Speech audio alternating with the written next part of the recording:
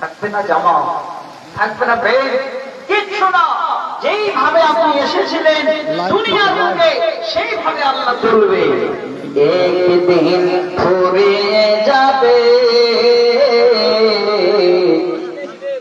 তোমার জীবন হায়াত, একদিন ফুরিয়ে যাবে তোমার জীবন হায়াত। চোখের আলো নিভে যাবে, চোখের আলো নিভে যাবে, আসবে তোমার ইশারাত, একদিন ফুরিয়ে যাবে তোমার জীবন হায়াত।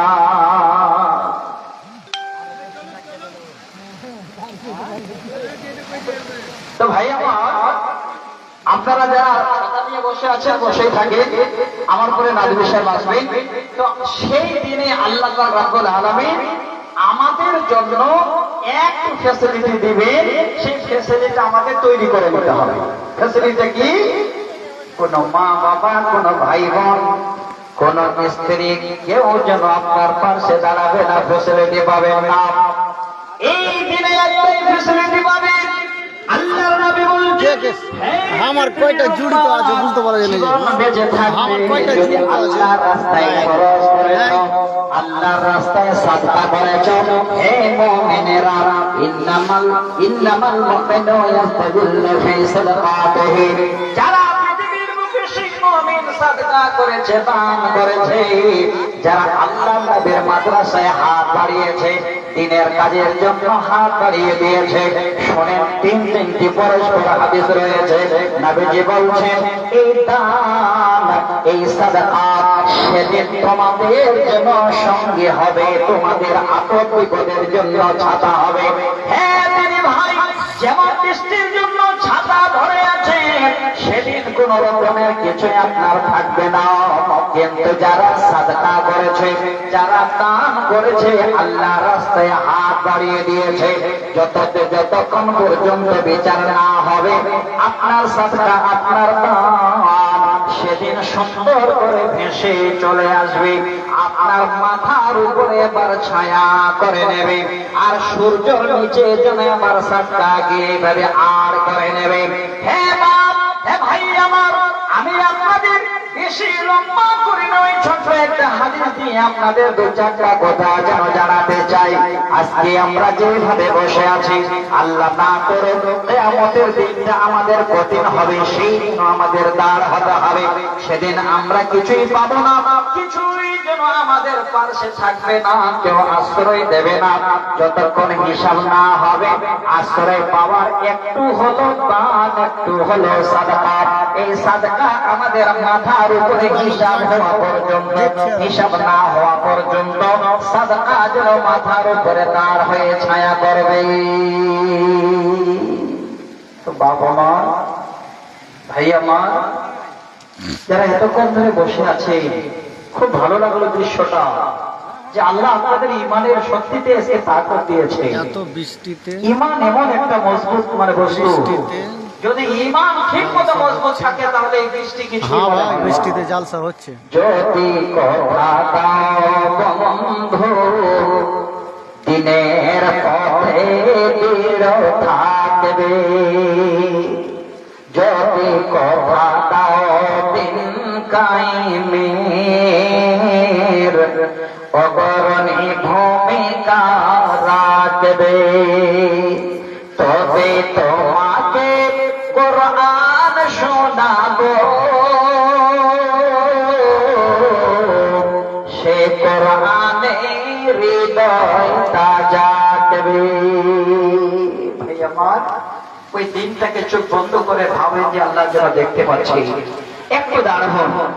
যারা যারা দুটা খাবার খেলেন, আল্লাহ আপনাকে রুজি আহার দিল, যারা এখনো ভালো আছেন, দাঁড়িয়ে আছেন, শ্বাস প্রশ্বাস নিতে পারছেন, সেই দিনটাকে একটু স্মরণ করে যে আল্লাহ আজকে যেমন দাঁড়িয়ে আছে আল্লাহ বসার কিছু পাই না, আল্লাহ উপর থেকে বৃষ্টি হচ্ছে, বৃষ্টি রক্ষারও কোনো উপায় নেই, সেই দিনটা এমন দিন হবে কিছুই থাকবে না, সেদিন সাদকা আপনার মাথার উপরে ছায়া হয়ে দাঁড়াবে।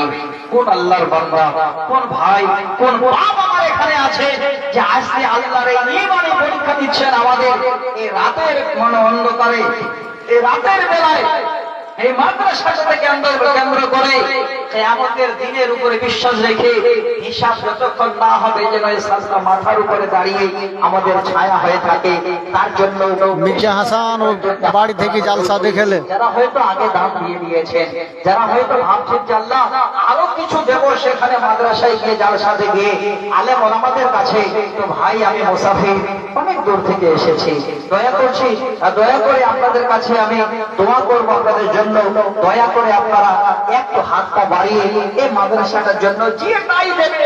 এই বিপদের টাইম মনে করুন ওটা পরীক্ষা, আল্লাহর বিপদ নয়, তবে এই টাইমে যদি যা আপনার হাত বাড়াবে এটাই হয়তো কিয়ামতের দিনে আপনার বড় একটা জারিয়া হয়ে যাবে। অনেকগুলো কথা বলতে চেয়েছিলাম কিন্তু আমার মনে নাদুর সাহেব আসবেন, এদিকে বৃষ্টিও বাড়ছে, তারপরেও আপনারা বসে আছেন। তো ভাই বাপ আমার যারা এখানে দাঁড়িয়ে আছেন, পকেটে যা আছে 200, 400, 500, 1000, 2000 যেটাই মন চায় যে আল্লাহ আজকে তোমার এই রাত্রি বেলায় এই বৃষ্টির দিনে আল্লাহ এতগুলো কোরআন হাদিসের কথা শুনলাম, কিয়ামতের দিনটা আল্লাহ কঠিন হবে, সেই দিনে আল্লাহ যেন তার পরিত্রাণ পায়, এই জন্য বেশি না হলো আপনারা যারা যে যেখানে আছেন 10 জন একটা করে 1000 টাকা আমাকে দেন তো ভাই, আমি বেশি চাইছি না, ভয় পাচ্ছি, জানি না বৃষ্টির সময় আপনাদের মন মেজাজ হয়তো খারাপ হয়ে আছে, কিন্তু মন মেজাজ খারাপ করবেন না।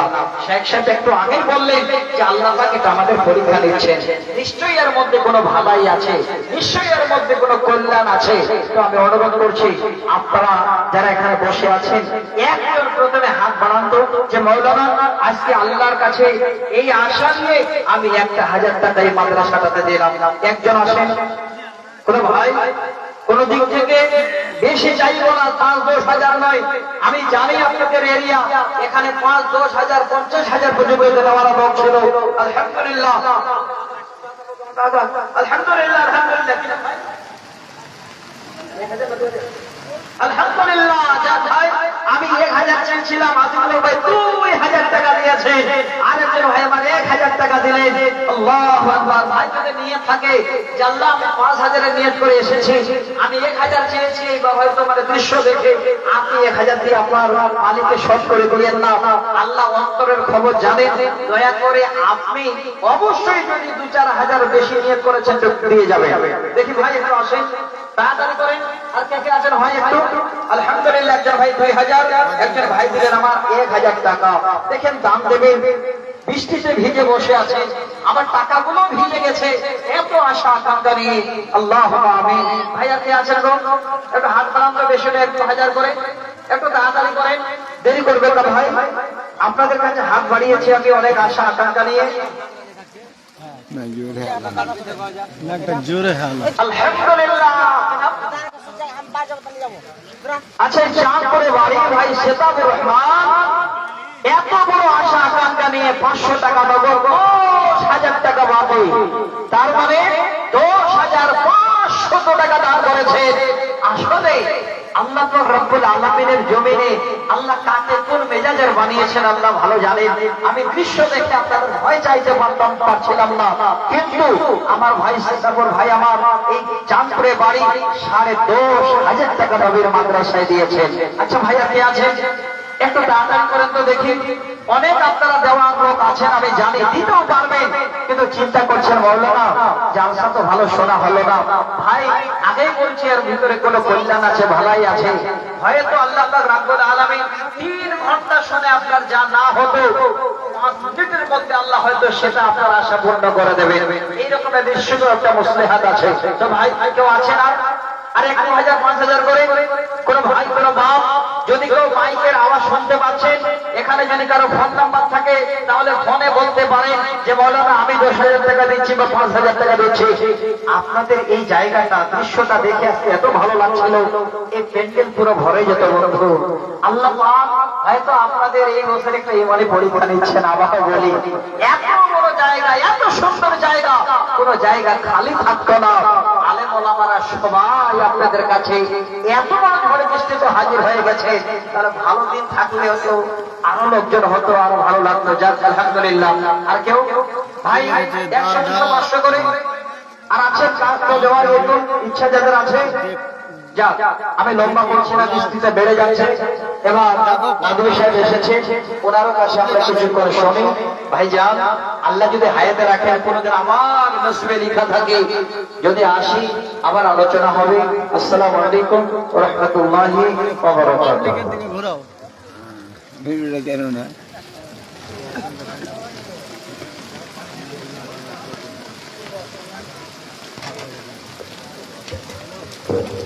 আসসালামু আলাইকুম। আলহামদুলিল্লাহ, বৃষ্টির কারণে আমরা আপনাদের সমক্ষে মাওলানা বদরুদ্দোজা নদভী সাহেব মঞ্চে এসে গেছে। আপনারা যে যেখানে থাকেন আপনারা এই স্টেজে আছেন। আসসালামু আলাইকুম।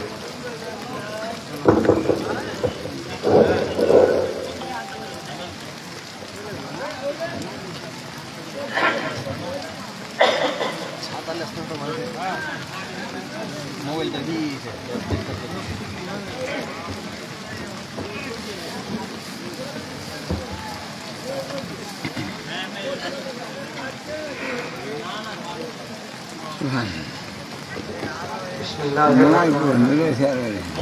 সালাম উঠে গেল ভাই।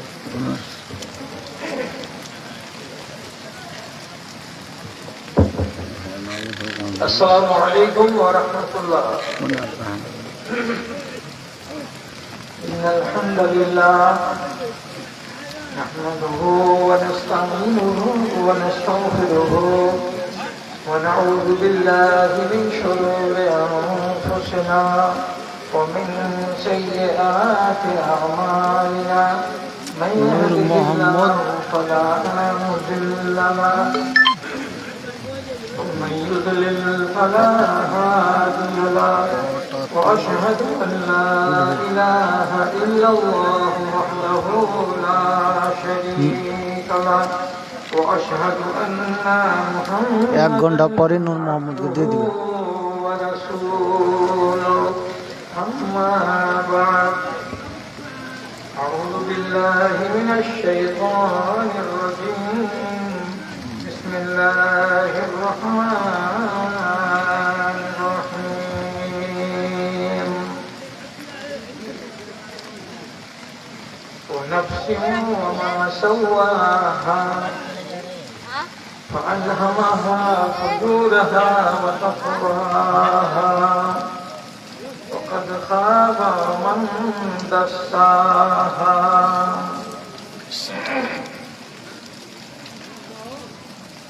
কামনার ওই পিছন ছুটে জীবন তোমার শেষ হলো, কামনার ওই পিছন ছুটে জীবন তোমার শেষ হলো। এ দেশ ছেড়ে সে দেশ যেতে কি নিয়েছো তাই বলো, কি নিয়েছো তাই বলো। চতুর্দিকে ঘোরাও দাদা।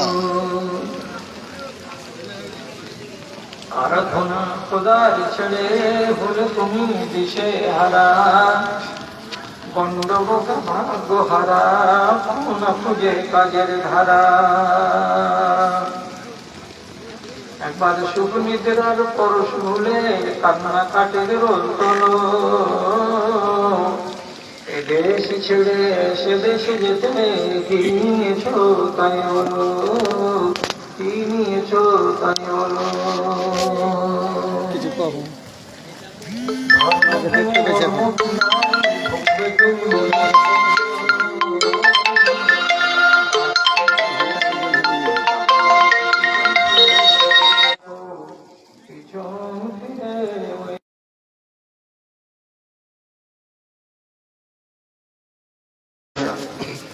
সমবেত এই গ্রাম পার্শ্ববর্তী গ্রামে বিভিন্ন প্রান্ত থেকে একরাশ ইমানি জজবাকে নিয়ে এবং মাদ্রাসার ভালোবাসাকে নিয়ে উপস্থিত আমার প্রাণের ভাই ও বন্ধুগণ, সবাই জানতে পারছি আমরা পরিস্থিতিটা আমাদের অনুকূল নয়, প্রতিকূল। তথাপি আপনারা এইভাবে চতুর্দিকে ঘোরাও। যেমন কারগিলের সৈনিকরা রাতের বেলায়ও আরাম করতে পারে না, ডিউটি করতে হয়, বরফে ঢাকা পড়ে যেতে গেলেও দাঁড়িয়ে থাকতে হয়, ঠিক সেই রকমই একদম আপনারা কোন করে বসে আছেন। আর জালসাটাকে যেভাবেই হোক, সম্পূর্ণ আর অসম্পূর্ণ, আমরা জালসাটাকে করেই ছাড়লাম। আলহামদুলিল্লাহ, বেশি সময় আপনাদের নিব না, শুধু শুধু হাজিরি দিচ্ছি আমরা। তো নুরুল ইসলাম এলো, চলে গেল হাজিরি দিয়ে, আমিও এলাম, আমিও হাজিরি দিয়ে চলে যাব। কথা দু তিনটা বলে দিচ্ছি, একটু শিখে রাখেন, আলহামদুলিল্লাহ কাজ দেবে। তাও বলবেন কালকে সকালবেলায় চায়ের দোকানে বা বিকেল বেলায় যে পয়সা উসুল হয়ে গেছে ভাই, এ কথাটা বলবেন। কথাটা কি? আল্লাহ রাব্বুল আলামিন পবিত্র এবং অপবিত্র দুই রকমের জিনিস দুনিয়াতে রেখেছেন করে। যেটা পবিত্র সেটার জন্য আমাকে আগ্রহ প্রকাশ করতে বলা হয়েছে, এবং অপবিত্র সে জিনিস থেকে আমাকে সাবধানে থাকতে বলা হয়েছে। তাহলে আপনি বলবেন অপবিত্র যদি আমার কাজে না আসে তো দিলেন কেন আল্লাহ তাআলা? দিলেন এই জন্য আপনার পরীক্ষা, আপনাকে যাচাই করার জন্য। নিজের ঈমানটাকে আপনি শক্ত করে ধরে থাকতে পারছেন না আল্লাহ রাব্বুল আলামিনের কথাকে বা বিধানকে মেনে থাকতে পারছেন না, এটা দেখবার জন্য রাব্বুল আলামিন অনেকগুলো যেগুলো জিনিস আমাদের ক্ষতিকর সেগুলো দুনিয়াতে নাযিল করেছেন। শুয়োর কি আমাদের কাজে আসে না? আপনি বলতেন যে শুয়োরকে আল্লাহ জন্ম কেন দিলেন? শুধু হরিণকে জন্ম দিতেন আর গরু, ছাগল, ভেড়া, বকরি এগুলোকে জন্ম দিতেন? উত্তর একটাই। এবার যেগুলো আমার কাছে আছে, যেগুলো আপনার কাছে আছে, এই জিনিসগুলোর ভিতরে আপনি দেখবেন আল্লাহ তাআলা আমাদেরকে সবগুলো জিনিস দান করেছেন, সব পবিত্র এবং সব উন্নত মানের। আল্লাহ তাআলা কোনো বাজে জিনিস আমার আর আপনার ভিতরে দেননি। এবার তৈরি করেছেন আল্লাহ, সেগুলোকে যদি মানুষ টেনে নেয় নিজের ভিতরে, ভুলের কথা ওইটা। এবার শুনুন, আমি আর আপনি যেখানেই আমরা আছি, মানুষ দুটো জিনিসকে একসাথে করে নিয়ে চলেছি। আমার ভেতরে আছে আমার এই দেহটা, আর আমার এই দেহের ভেতরে লুকিয়ে আছে আর একটা জিনিস, তার নাম হলো রূহ। কতটা মনে রাখবেন, রূহ। যখন দেহ মাটির তলাতে থাকবে ওটা রূহ থাকবে না, তখন ওর নাম আলাদা। আর রূহ যখন এই ভিতরে থাকবে না, আলাদা থাকবে, তখন ওর রূহ আলাদা, ওর নাম আলাদা। রূহের থাকার জায়গা আছে, সেটা আসমানে, জায়গাটার নাম হলো ইল্লিয়িন। ওইখান থেকে রূহটা আমার এসেছে, আপনার এসেছে, সারা দুনিয়ার নবী, আম্বিয়া, পয়গম্বর সবারই এসেছে। যতগুলো রূহ রব্বুল আলামিন তৈরি করে রেখেছেন ওইখানে, সবগুলো রূহকে রব্বুল আলামিন পবিত্র করে রেখেছেন। এগুলোকে পাঠানো হয়, কখন পাঠানো হয়? আমি যেদিন আমার মায়ের পেটে 340-এ 120 দিন হয়েছিল আমার বয়স, লম্বা করার টাইম না, এই জন্য শর্টে বলছি।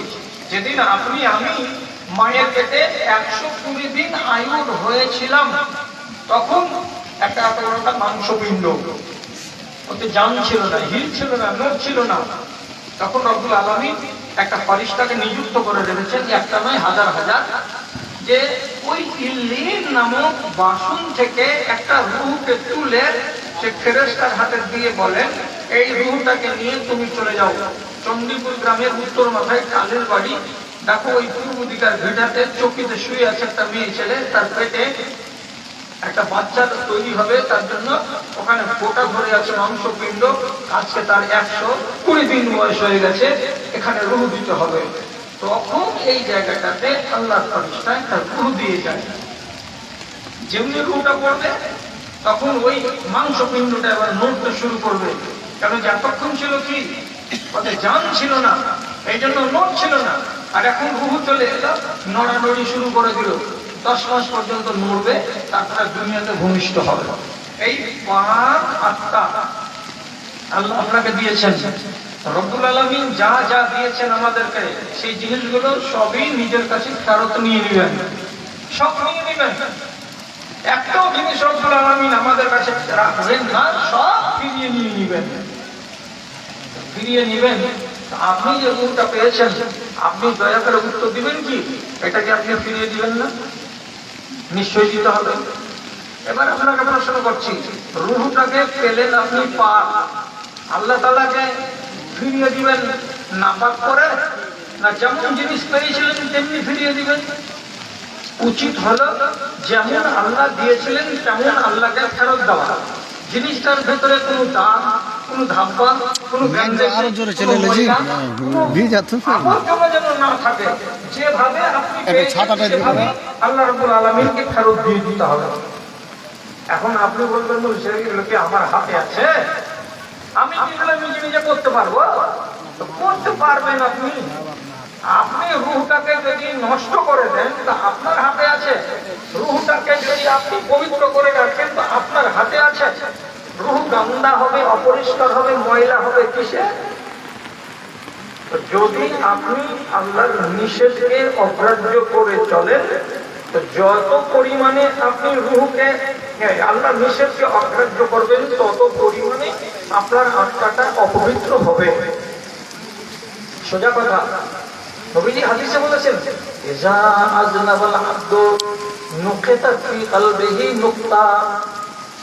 যখন একটা মানুষ অন্যায় করে, চুরি হোক, ডাকাতি হোক, ব্যভিচারী হোক, মদখোরি হোক, জেনাকার হোক, যেমন হোক না কেন, একটা যদি পাপ করে দেয়, তার রাসূলুল্লাহ বলছেন তার পরিষ্কার অন্তরটাতে একটা দাগ পড়ে যায়। এর মানে হলো তার নফস এখন অপবিত্র হয়ে গেল। 10টা করবেন 10টা দাগ, 20টা করবেন 20টা দাগ।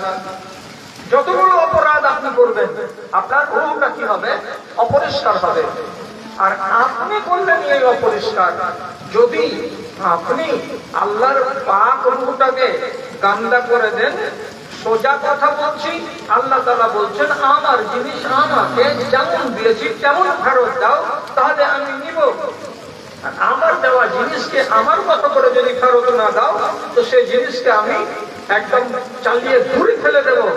যদি রব্বুল আলামিন আপনার আত্মাকে গ্রহণ না করেন দ্বিতীয়বার, তাহলে আপনার তকদীর খারাপ আছে। এবার আপনি বলবেন কেমন হলো আমার আত্মাটা, আমি কেমন করেছি না করেছি কি করে বোঝা যাবে? বোঝা যাবে দুটা নিয়মে বোঝা যাবে। একটা আপনি জানতে পারবেন আর একটা আপনি জানতে পারবেন না।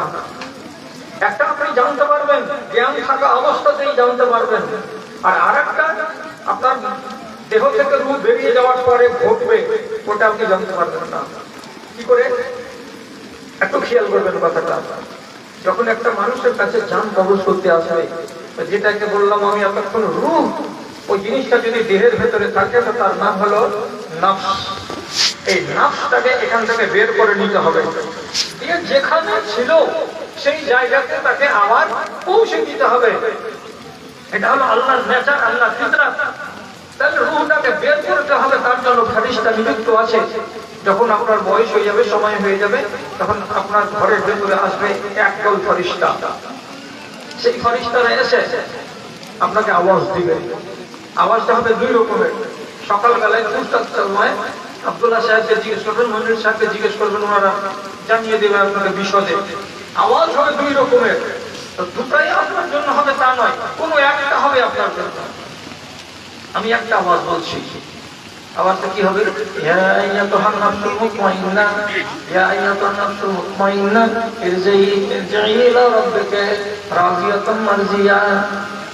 আরেকটা হাদিসে যে শব্দ, ইয়া আইয়াতুহান নাফসুত তাইয়্যিবা উখরুজি ইলা রিজওয়ানিল্লাহ, হে পাক জান, দেহের ভেতরে ঢুকে আসো, আমি তোমাকে নিতে এসেছি, আমার হাতে চলে এসো। আল্লাহ রাব্বুল আলামিনের রেজা মন্দির দিকে তোমাকে নিয়ে যাব। চলো চলো আমার সাথে তুমি চলো। আল্লাহ রেজা মন্দির দিকে নিয়ে যাব, তাই আমি এসেছি তোমাকে নিয়ে যেতে। চলো। এইবার রূহটা দেহের ভেতর থেকে বেরিয়ে যাবে। কেমন হয়ে বেরোবে? লম্বা লম্বা করার সময় নেই, শর্টের উপরে বলছি আপনাকে। একটা মা যদি তার বাচ্চাকে দুধ পান করায়, তো 10 মাসের বাচ্চাটা তার মায়ের দুধে মুখ লাগিয়ে খুব করে দুধগুলো চুষবে। 10টা মিনিট পরে হিসাব করে দেখা যাবে 50 থেকে 60 মিলিলিটার দুধ বাচ্চাটা চুষে নিয়েছে, নিজের পেটে ভরে নিয়েছে। তার মায়ের স্তন থেকে যে 100 মিলিগ্রাম দুধ বেরিয়ে গেল, মা যেমন কিছুই টের পায়নি, তেমনি আপনার দেহ থেকে যে রুহটা বেরিয়ে যাবে, যদি ইমানদার মানুষের রূহ হয়, তাহলে আপনি কিছুই জানতে পারবেন না, আরামে সাথে বেরিয়ে চলে গেল। এই লোকগুলোর কাছে থাকবে এগুলো কাফন, কাফনে থাকবে সেন্ট। সেই কাফনে মিলিয়ে নিয়ে রুহটাকে নিয়ে যাবে আসমানের দিকে। প্রথম গেটে যে বলবে গেট খুলে দাও, সেখানে সেন্ট করবে। তখন ফরিস্তারা জিজ্ঞেস করে বলবেন, লেবান হাজার রু, এই রুহটা কার? উত্তর আসবে যে ডেলিগেট চলছে রে ভাই, পিটিআর ডেলিগেট। আচ্ছা, মাশাআল্লাহ, খুব সুন্দর রূপ। দরজা খুলে দেওয়া হবে, যাবে কোথায়? এই করতে করতে 7টা আসমানকে ভেদ করে দিয়ে যে বাসন থেকে আনা হয়েছিল সেই বাসনে গিয়ে আবার ওইটাকে জমা করে দেওয়া হবে। যদি দ্বিতীয়বার ফেরত ওই বাসনে যায়, তাহলে আপনার চোখের উজ্জ্বল। আর আরেকটা লোক ওকে যখন আওয়াজ দেবে, কি বলে? আরেকটা ডাক, ইয়া আইয়াতুহান নাফসুল খাবিসা উখরুজি ইলা যাবিল্লাহ, এ হারামি জান, এ নাপাক জান, এই খবিস জান, আল্লাহর গজবের দিকে বেরিয়ে চলো। এইরকম ডাক যদি দিয়ে দেয় আল্লাহর ফেরেশতা, তখন আমাদের রূহ কি করবে? দেহের ভেতরে লুকাচুরি করবে, বের হতে চাইবে না। তখন আল্লাহর ফেরেশতারা নিচু দিক থেকে ধরে নিংড়িয়ে ডুমড়িয়ে মুচড়িয়ে, যেমন তুষরকে কি করা হয় মেশিনে ভরে তার রস বের করে দেওয়া হয়, আর একদিকে বার করে নেবে। তাহলে শুনলেন আবারটা কি? হে খবিস জান, বেরিয়ে এসো। আত্মাকে ডাকা হলো, শব্দ কি বলে? ইয়া আইয়াতুন নাফসুল খাবিসা, এই খবিস জান বেরিয়ে আয়। তাহলে রূহকে বলা হচ্ছে খবিস, তার মানে এই মানুষটা তার রূহটাকে ভালো করে রাখতে পারেনি, এই জন্য টেনে বার করা হলো। কঠিন কষ্ট হবে, কষ্টের কথাগুলো আজকে আলোচনা করতে পারবো না। রুহটাকে নিয়ে চললো আল্লাহর ফেরেশতারা আসমানের কাছে, ওখানে যাবে। তো ওখানে হাদিসের ভিতরে লেখা আছে যে তার দুর্গন্ধ কত হবে, ওই যে একটা মরা কুকুরের যেমন দুর্গন্ধ চারিদিকে বিষাক্ত ভাবে ছড়িয়ে যায়, এরকমই রুহটা বিষাক্ত দুর্গন্ধ ছড়াবে। আসমানের গেটে গিয়ে বলবে, খুলে দাও, দরজা উপরে নিয়ে যাবো। কোথায় নিয়ে যাবে? রুহটাকে নিয়ে যাবো ইল্লিয়িন নামক জায়গাতে। তো আল্লাহর ফেরেশতারা বলবেন, এত খবিস আত্মাকে উপর দিকে যেতে দেওয়া হবে না। পাক রূহ আল্লাহ দিয়েছিলেন, তাকে নাপাক করে রেখেছে, এই নাপাক জিনিসকে উপরে ওঠার অনুমতি নেই, সুতরাং এখান থেকে সরিয়ে নাও। জি, তখন আল্লাহর ফেরেশতারা কি বলবেন? হাদিসে লেখা আছে, ছেড়ে দেবে। আজমল যেমন হাত থেকে থামবে না, ওখান থেকে ওই থামবে না, দিকে পড়তে 7টা ভাগ জমিনের তলায় যেটা সিজ্জিন নামক জায়গা আছে, সেই জায়গাতে গিয়ে আসার যে পড়বে। এই জায়গাতে যদি রূহ চলে যায়, আসল জায়গাতে যদি যেতে না পাই, আল্লাহর কসম খেয়ে বলছি, ওই রূহের কপাল খারাপ আছে। কিয়ামতের আগে যখন কবর থেকে আপনাকে উঠানো হবে, আর ওই রূহটাকে সিজ্জিন থেকে টেনে এনে আপনার দেহের সঙ্গে যুক্ত, একদিন দেহটা কার? একটা আসামি লোকের দেহ। এই দেহের পেছনে কিন্তু আল্লাহর কল্যাণ নাই। সেখান থেকে তার শুরু হয়ে গেল দুর্গতি দুর্গতি দুর্গতি, এমন পর্যন্ত আল্লাহর লাল ঘরে গিয়ে ঠেকবে।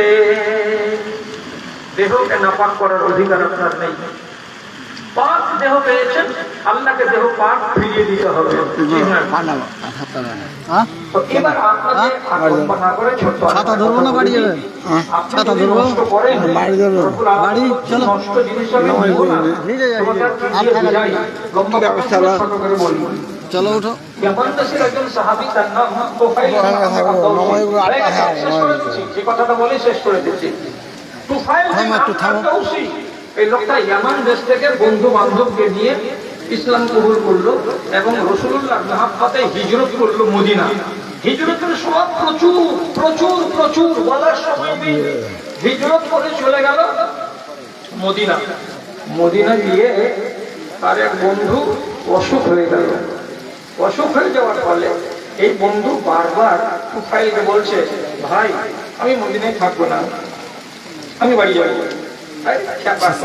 ঠিক হয়ে যাবে, সব যেতে হবে না। অনেক বুঝাই শেষে 5 দিন 10 দিন পরে ওই বন্ধু বলছে, তুমি যাবা না আমাকে নিয়ে এমন দেশে কারণ? তো তুফাইল বলছে, রাসূলুল্লাহর সঙ্গ ছেড়ে যেও না ভাই, এটা অভাগা লোকের পরিচয়। এত সুন্দর সুযোগ পেয়েছি, রাসূলুল্লাহর সোহবত ছেড়ে যাব না। যখন দেখলো যে আমার বন্ধু যাবে না, তখন এই অসুস্থ লোক এবার কি করলো, রাতের বেলায় মসজিদের বারান্দায় শুয়েছিল, নিজের তীর একখানা বের করলো। তো তীরের মাথাটা তো হয় খুব চোখা, এই চোখা তীর বের করে নিজের হাত দিয়ে শাহাদাতের আঙুলের এই তীর হাতে এইরকম করে, যেমন চাকু চালায় মানুষ, তেমনি করে তীরের ফালা দিয়ে আঙুলটাকে অর্ধেকটা কেটে দিল।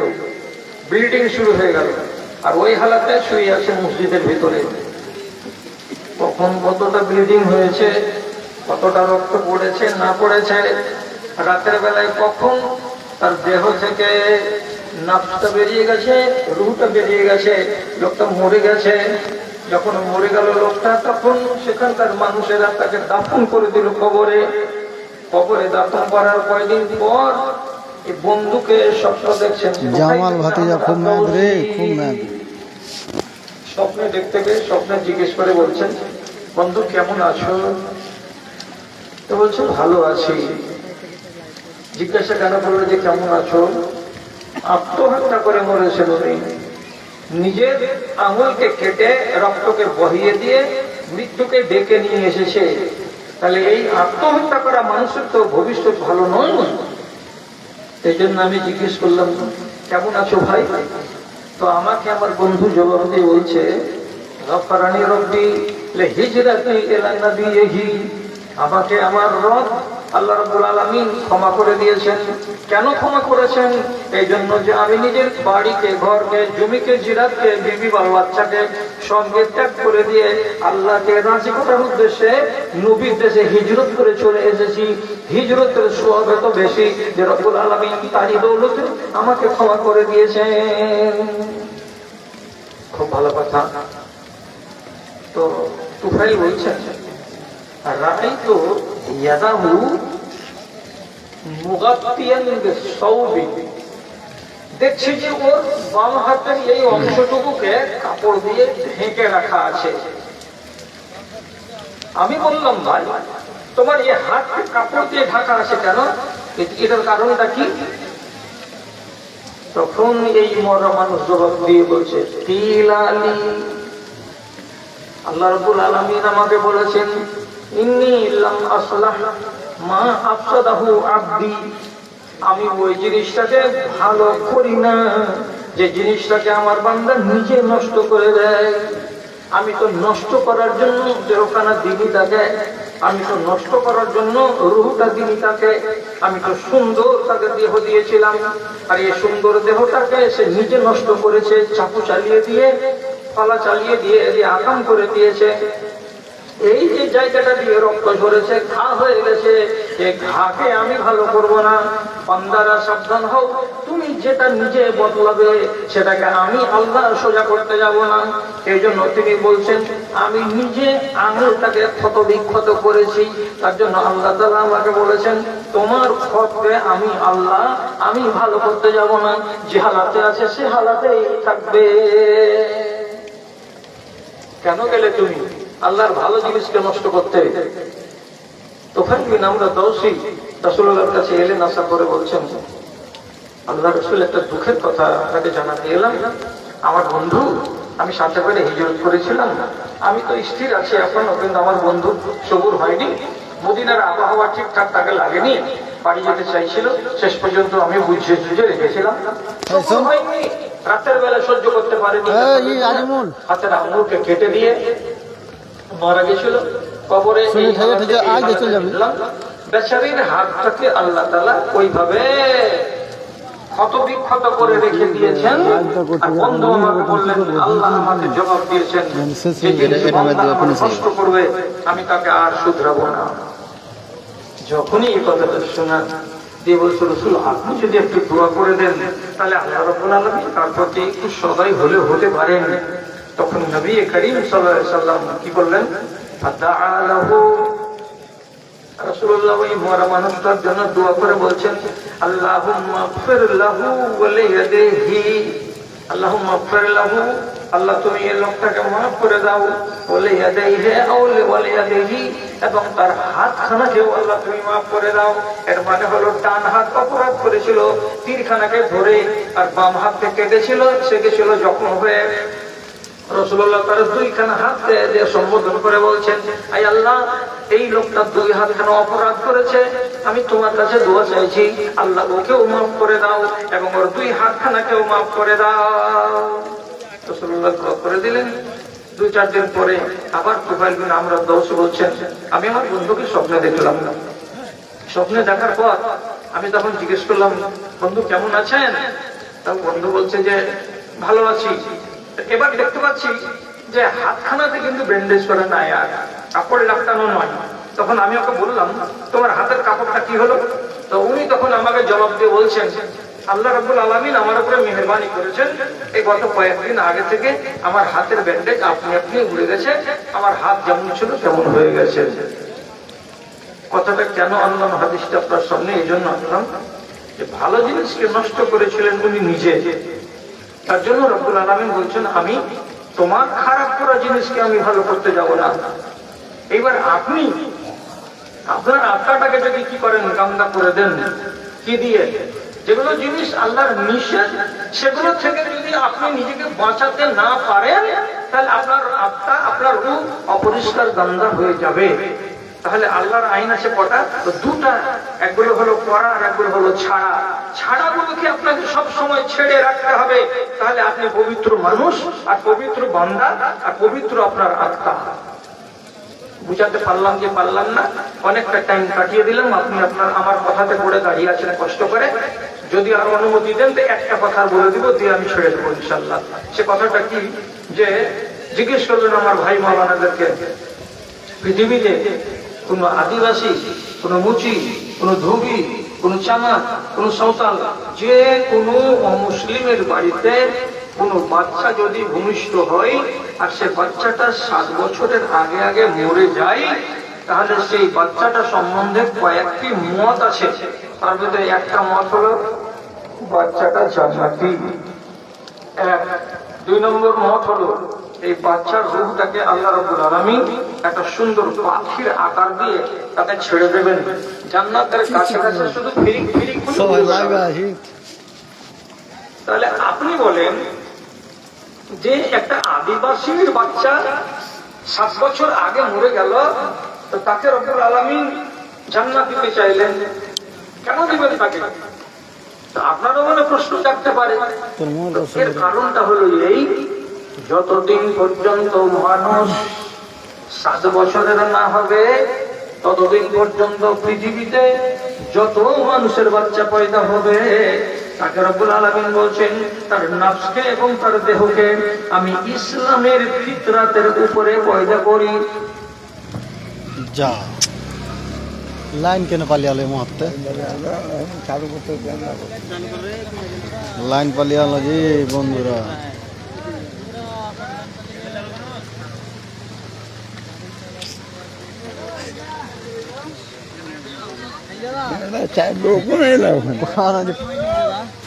কপালে থাকে বেয়ার তো যা হয়। মারছে মারছে জেনারেটর, কই যে চালু করো। তুই যা, না আসাই ভালো, না আসাই ভালো। দেখে লাও ওইখান থেকে চালছে। হ্যাঁ, লাইভ চালা হয়ে যায়, চালতে দেখে লাও ওইখান থেকে। কি হলো? হ্যাঁ, আমরা না সব কথাটি বলে শেষ করে দিই। जिसमें फानी है सजाने की जरूरत क्या है, जिसमें फानी है सजाने की जरूरत क्या है, हुस्न दुनिया को दिखाने की जरूरत क्या है। ऐसा अमाल करो, ऐसा अमाल करो कि रूह से खुशबू आए, इत्र कपड़ों में लगाने की जरूरत क्या है, इत्र कपड़ों में लगाने की जरूरत क्या है। तो আল্লাহ তাআলা নবীকে বলছেন, পৃথিবীতে যত বাচ্চা ভূমিষ্ঠ হয়, আদিবাসীর বাড়িতে, সান্তালের বাড়িতে, কলবিলের বাড়িতে, প্রত্যেকটা বাচ্চাকে রব্বুল আলামিন বলছেন তাকে ফিতরাতে ইসলামের উপরে পয়দা করা হয়, তার আত্মাটা থাকে পবিত্র, তার দেহটাও থাকে পবিত্র, তার মন মেজাজ থাকে পবিত্র। যেহেতু তার আত্মাটা পবিত্র আছে, এই জন্য 7 বছরের আগে আগে যদি মরে যায় তাহলে তার পবিত্র আত্মাটা খারাপ হয়নি, তার হয়নি, কলঙ্কিত হয়নি, সে মাটির দেবতার পূজা করেনি, কোনো খোদা টোদাকে অন্যকে ডাকতে যায়নি, বা আর কোনো অন্যায় অপরাধে জড়াতে যায়নি। এই জন্য তার আত্মাটাকে পরিষ্কার রাখা হয়েছে বলেই রব্বুল আলামিন 7 বছরের আগে আগে ওই হালাতে যদি কোনো গায়ের মুসলমানের বাচ্চা মরে যায় তো মরার পরে সেও ছেলেটা জান্নাত পেতে পারে। আর যেমনি 7 বছর পার হয়ে যাবে সেদিন ওকে কোনো মন্দিরে নিয়ে গিয়ে জোড়হাত করিয়ে প্রণাম করিয়ে দেবে, অথবা তার মুখ দিয়ে তাদের ভাষার কোনো দোয়া দুরূদ কিছু কিছু বলিয়ে করিয়ে দেবে।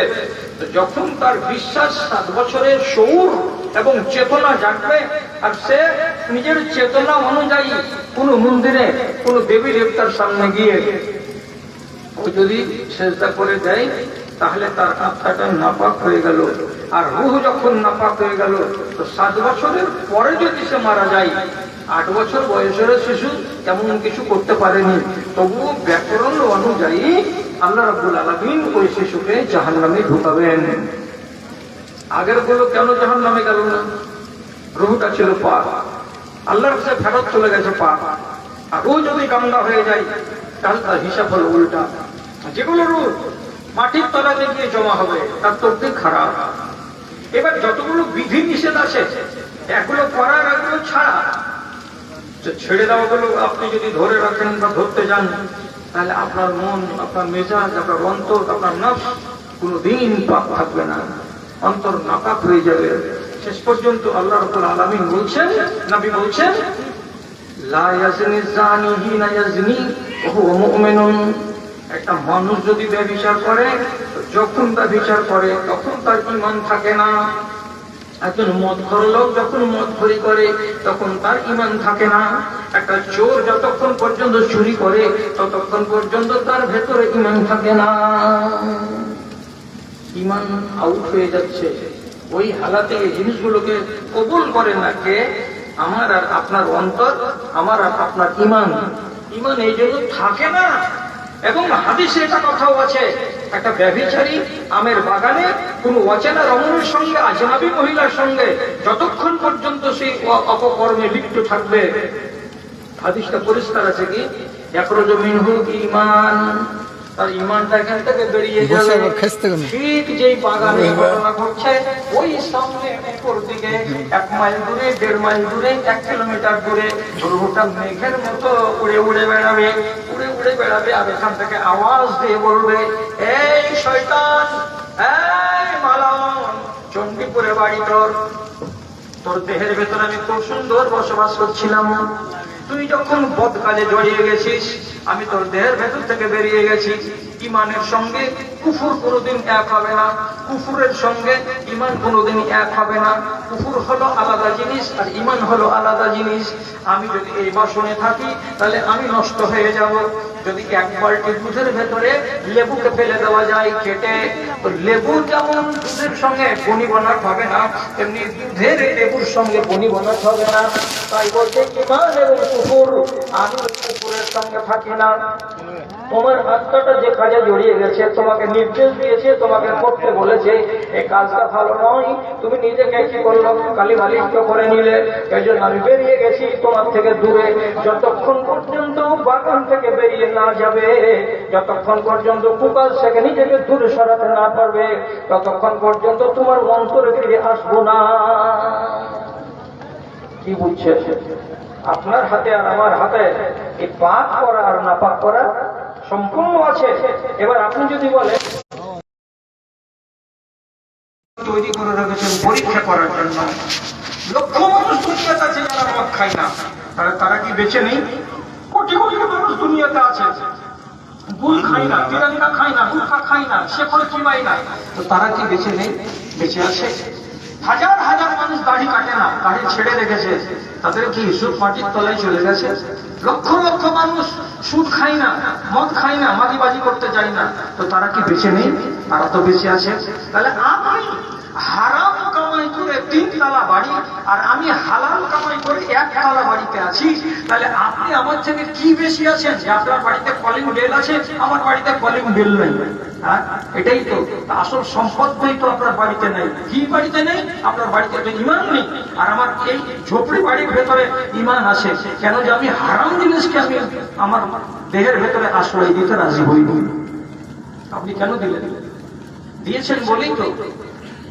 আপনার বাড়িতে ইবলিশ বাস করে, আর করিয়েন না আমি আর আপনি আসি বলেই বলছি কথাগুলো। আমার বাড়িতে ফেরেশতা বাস করে, আপনার বাড়িতে ইবলিশ শয়তান বাস করে। আপনি ওকে জায়গা দিলেন কেন? এরকম আমাকে বলবেন, কোন মৌলবি প্রমাণ করতে পারে? আমাকে দেখিয়ে দেখতো ইবলিশ শয়তান আমার বাড়িতে আছে। হ্যাঁ আছে, আমি প্রমাণ করে দেবো আপনাকে। আপনি বাড়ি থেকে, বাইরে থেকে, দিল্লি বোম্বাই থেকে বাড়ি এলেন, বাড়িতে ঢুকছেন, তো এই আগে ঢুকার আগে এমনি করে কলিং বেল টিপলেন। তো কলিং বেলটা টিপে আপনি বাড়ির ভিতরে যাবেন, তো ভিতর থেকে আওয়াজ আসছে কলিং বেল থেকে, কি বাঁশরিয়া यही पुकारे আবার মা নদী আকে কিনারে, নদী আকে কিনারে। এটা দুয়া নাকি? একটা হারামি গান বলুন তো। কলিং বেল টিপলাম, ভিতর থেকে বলছে আবার মা নদী আকে কিনারে। আচ্ছা, আপনি তো এটা করতে পারতেন, সেটা যেউনি দেবো, এরকম করে টিপবো কলিং বেলটাকে, আসসালামু আলাইকুম, দরজাটা খুলে দিন, আসসালামু আলাইকুম, দরজাটা খুলে দিন। তাহলে এটা তো সুন্নতি হতো। আপনি সুন্নাতকে জবে করেছেন, করে কি লাগিয়েছেন? কলিং বেল, ফালতু জিনিস লাগিয়ে রেখেছেন।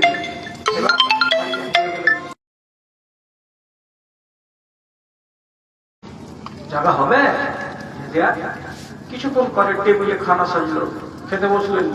খেতে যে বসলেন, তো আপনার মুখ দিয়ে বিসমিল্লাহ বলে আর ঢোকার পরে সালাম দেয়নি, আর তারপরে খাবার খেতে বসেছে, তো সুন্নতি তরিকাকে আপন করে নাই। অতএব এই বাড়িটা হলো আমাদের বাড়ি। আবার ওই বাড়িটাতেই যদি আপনি মনে করেন যে আমি আল্লাহ ফেরেশতাদেরকে জায়গা দেব, দিতে পারেন। এটাকে ভেঙে দেন, দিয়ে উল্টিয়ে দেন। কি উল্টাবো আমি? জানালাতে আছে পর্দা, ভালো কথা। মেন গেটে আছে বড় পর্দা, দামি, ভালো কথা। টিভির উপরে আছে পর্দা, ভালো কথা। আপনার ফ্রিজের উপরে আছে পর্দা, ভালো কথা। আপনার সোফার উপরে আছে পর্দা, তো ভালো কথা।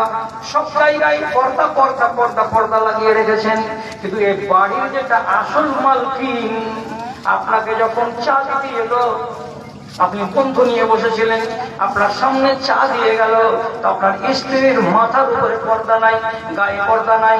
তাহলে আপনি নিজে বলুন তো, আপনি নিজে বলুন তো, জানালাতে পর্দা দিয়ে লাভ কি হলো? যার উপরে পর্দা ফরজ আছে তাকে ন্যাংটা করে রেখেছেন, আর যেগুলোর উপরে পর্দা করা ফরজ নয় তাকে আপনি সাজিয়ে রেখেছেন।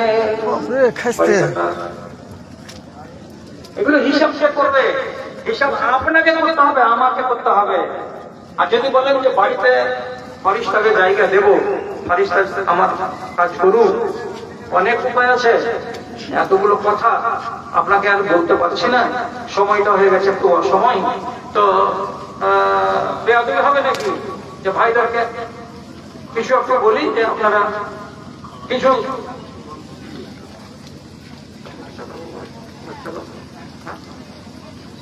আচ্ছা, তো আচ্ছা আপনাদের মতটা কি, যে আর একটু চালাবো না পয়সা করি আপনাদের কাছে চালাবো?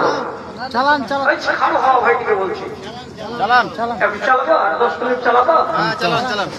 আচ্ছা ঠিক আছে, তাহলে 8 কাপ চালিয়ে দিচ্ছি। এবার না না, আমার দিকে দেখেন না, আপনি নিজের দিকে দেখেন। তো আমি বলছিলাম যে এই ইখতিয়ার আমার আছে যে আমি আমার নফসকে পাক করে রাখবো। নাকি এটা ক্ষমতা আল্লাহ তাআলা দিয়েছেন। ওকে দিও না ক্ষমতা কোথায় আমাদের কাছে? রব্বুল আলামিন বলছেন ওয়া নাফসি ওয়া মা সাওয়াহা ফাআলহামাহা ফুজুরাহা ওয়া তাকওয়াহা। প্রত্যেকটা মানুষকে একটা সলিড আত্মা দান করা হয়েছে। তারপরে আল্লাহ তাআলা বলছেন ওই আত্মার ভেতরে দুটো জিনিস ঢুকিয়ে দেওয়া হয়েছে। কি? ফজুরাহা ওয়া তাকওয়াহা। কোনটা ভালো জিনিস আর কোনটা মন্দ জিনিস, এই বুদ্ধিটা, এই বিবেকটা আমি প্রত্যেকটা মানুষের আছে, এই জ্ঞানটা আছে। এটা ভালো সে বুঝতে পারবে, এটা মন্দ সে বুঝতে পারবে। দুটা দেখছে, এটা তোমার দেখছে দুটা উপরে দেখো। এখন আপনি বলেন, একটা লোক জীবনে চলে গেল, গিয়ে বিশ্রাম করলো, এ তো জ্ঞানী নয়, পড়া নয়, কোন মাদ্রাসা থেকে সার্টিফিকেট পাইনি, এত 1450 আনা 1514 আনা। এই লোকটা গাছের তলায় গিয়ে আরাম পাবে, এই বিবেকটা বুদ্ধিটা তাকে কে দিল? এটা হচ্ছে তার অন্তরে আল্লাহ রাব্বুল আলামিনের দেওয়া জ্ঞান। এটা জানা যাচ্ছে। যখন পেটের ভেতরে জ্বালা ধরবে, অর্থাৎ পেট বলবে ইঞ্জিনে খাবার দাও, তখন সে খুঁজে